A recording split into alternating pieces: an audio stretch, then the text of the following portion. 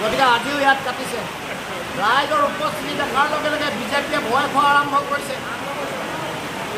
আজি ইমান বৰষুণৰ বতৰতো আপোনালোকে দেখিছে যে আমাৰ দলৰ কৰ্মকৰ্তা জাতীয় সেৱক সৈনিকসকলে বাইক লৈ আমাক আগবঢ়াই লৈ আহিবৰ কাৰণে তেওঁলোক আগত গৈ আছে। ইমান বৰষুণৰ মাজতো ইমান মানুহ ইয়াত উপস্থিত হৈছে।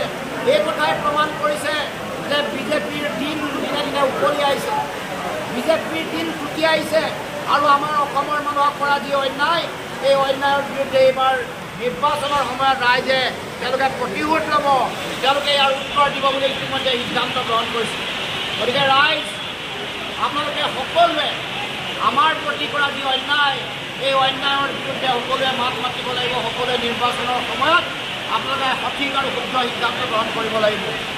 যোৱাবাৰ মাইক্ৰ' ফাইনেন্সৰ ঋণ ৰেহাই দিম বুলি আমাৰ ৰাইজৰ পৰা ভোট লৈ গ'ল, আমাৰ মহিলাসকলৰ পৰা ভোট নিলে। এইবাৰ তেওঁলোকে লাখপতি বাইদেউৰ নামত তেওঁলোকে ভোট ল'বৰ কাৰণে তেওঁলোকে চিন্তা চৰ্চা কৰিছে। কোন সকলো নেওচি আমাৰ জাহাজ চলিবই, আৰু এই জাহাজত যাত্ৰী হ'বলৈ বহু মানুহ লাইন লাগিছে। সকলোৱে উৎসাহ উদ্দীপনাৰে আহিছে। জাহাজৰ জয়যাত্ৰা হ'ব আৰু জাহাজৰ আগমনত পদুম সমাজৰ পৰা আঁতৰিব, মানে সাম্প্ৰদায়িকতা আঁতৰিব, মানুহৰ মাজত বিভাজনৰ ৰাজনীতি আঁতৰিব, আৰু যি অনগ্ৰসৰতা উন্নয়নহীনতা এই অঞ্চললৈ আহিলে ৰাইজে গম পাব। ইয়াত বাট পথৰ কেনেকুৱা বেয়া অৱস্থা। 22খন গাঁৱত এখন চিকিৎসা কেন্দ্ৰ বা চিকিৎসালয়, বাট পথ চাৰিওফালে নাই, মানুহৰ মাটিৰ পট্টা পোৱা নাই। তাৰ উপৰিও ইয়াতে আনকি পাব লগা চৰকাৰী সাহায্য পকী ঘৰো পোৱা নাই।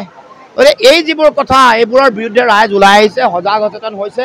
আমাক যিবোৰ জাতীয় অন্যায় কৰিছে, কাহ জাপি দিয়া, শ্বহীদক গুলীয়াই হত্যা কৰা, আৰু কাহ জাপি দি আমাৰ মাটি ভেটি কৃষ্টি সংস্কৃতি ভাষা সাহিত্য আমাৰ ৰাজনৈতিক ভৱিষ্যত ধ্বংস কৰা, আমাৰ বিভিন্ন সা সামগ্ৰীৰ মূল্য বৃদ্ধি কৰা, কৰ কাটল আৰোপ কৰা, এইবোৰৰ পিছত বিজেপি দলে সাম্প্ৰদায়িক ৰাজনীতিৰ উপৰিও সাধাৰণ জনতাৰ যি অন্যায় কৰিছে, জাতীয় জীৱনৰ প্ৰতি প্ৰচণ্ড ভাবুকি নমাই আনিছে, ইয়াৰ উত্তৰ এইবাৰ ৰাইজে ডিব্ৰুগড় লোকসভা সমষ্টিৰ পৰাই দিব।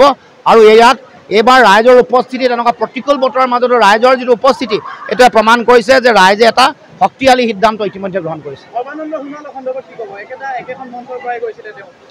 চাওক, আমি ইতিমধ্যে কৈছোঁৱেই যে একেখন মঞ্চৰ পৰা গ'লেও এগৰাকী মাতৃৰ যেতিয়া এগৰাকী সন্তান অবাতে যাব, মাতৃৰ আদৰ্শ পৰিহাৰ কৰি কেৱল মাত্ৰ ব্যক্তি স্বাৰ্থক পূৰণ কৰিবৰ কাৰণে জাতিটোক অন্যায় কৰিব, তেতিয়া তেওঁৰ বিৰুদ্ধে আমি জনতাই হওক বা ভাতৃয়ে হওক সকলোৱে ন্যায় প্ৰতিষ্ঠা কৰিবৰ কাৰণে সংগ্ৰাম কৰিবই লাগিব।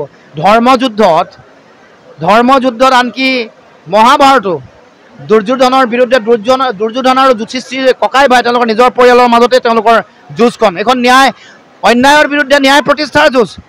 যেতিয়া অকণমানো মানে বেজীৰ আগত অহা মাটিও যেতিয়া নিদিওঁ বুলি ক'লে আৰু অন্যায় যুদ্ধত যেতিয়া লিপ্ত হ'ল, তেতিয়া দুৰ্যোধন বা কৌৰৱৰ বিৰুদ্ধে আমাৰ অৰ্জুনে গান্ধীপ তুলি ল'ব লগা হৈছিল নাই? লক্ষীফুটাৰ এই সমগ্ৰ অঞ্চলটোৰ প্ৰতি অন্যায় কৰিছে, একাষৰীয়া কৰিছে, উন্নয়ন নাই, ইয়াৰ মৌলিক সমস্যাবোৰো গুৰুত্ব নিদিয়ে, কেৱল মাত্ৰ নিৰ্বাচনৰ সময়ত ভোট ল'বলৈ আহে, মিছা কথা কৈ চলাহী কথাৰে মানুহক প্ৰলোভন খুৱাবলৈ চেষ্টা কৰে। গতিকে যোৱাবাৰ যেনেকৈ মাইক্ৰ' ফাইনেন্সৰ ঋণ ৰেহাই দিম বুলি নিদিলে, এইবাৰো লাখপতি বাইদেউৰ নামত তেওঁলোকে মানুহক প্ৰলোভিত কৰিব খুজিছে। আজি এই সভাখন বিফল কৰিবৰ কাৰণে অৰুণোদয় আঁচনিৰ তেওঁলোকৰ প্ৰপত্ৰ আজি বিতৰণ কৰিছে। তাৰপিছতো মানুহ আহিল।